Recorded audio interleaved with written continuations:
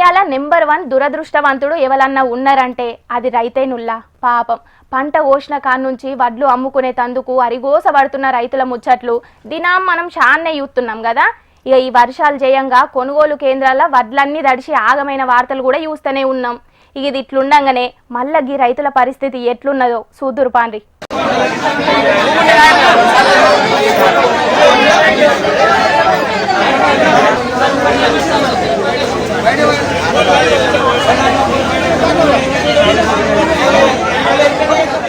చూస్తున్నారులా రైతులు ఎట్ల లైన్లు కట్టిర్రో. ఓ దిక్కు వడ్లు అమ్ముడు పోనేలేదు, ఇంకో దిక్కు అంతటా వానలు దంచుతున్నాయి కాబట్టి రైతులు దుక్కులు దున్నుతున్నారు. ఇక తొలసూరు వానలకే జీలుగు విత్తనాలు చల్లుకోవాలి కాబట్టి జీలుగు విత్తనాల కోసానికి రైతులు సహకార సంఘాల ముంగట లైన్లు కడుతున్నారు. నిజామాబాద్ జిల్లా రామారెడ్డి మండల కేంద్రంలో ఉన్న ప్రాథమిక వ్యవసాయ సహకార సంఘం కాడికి జీలుగు విత్తనాల కోసానికి రైతులు వస్తే ఒక్క రైతుకు ఎన్ని ఎకరాలున్నా కూడా ఒక్కటే జీలుగు విత్తనాల బస్తా ఇస్తామంటున్నారని బాధపడుతున్నారు రైతులు. ఆ ఇచ్చే ఒక్క బత్త కోసం కూడా లైన్లు కట్టాల్సి వస్తున్నదట.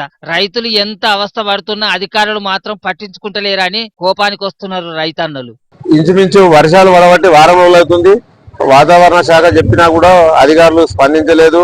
ఈ గవర్నమెంట్ ఈ జీలుగ విత్తనాలు పంపిణీలా అట్టడుగా ఫెయిలు. మా రామారెడ్డి మండల 1000 ఎకరాల వరి సాగు చేస్తాము. విస్తీర్ణం ఎంత అనేది కూడా అధికారుల అంచనా కూడా తెలుసు. కానీ వాళ్ళు 200 బ్యాగులే పంపి ఈ ప్రసాదాన్ని పెట్టి ఊరంతా తినమన్నట్టుగా ఉన్నది. ఇన్నారా, ప్రసాదం పంచినట్టు పంచుతామంటే రైతులకు ఏం ఫాయిదా అవుతుంది?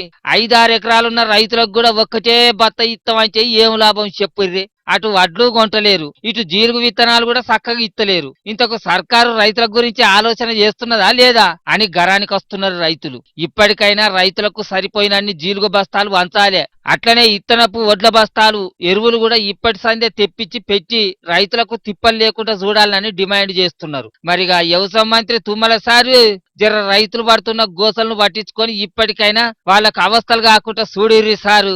లేకుంటే రైతు వ్యతిరేక ప్రభుత్వం అని మీకే పేరొస్తది. మరి జర్రా చూసుకోర్రి.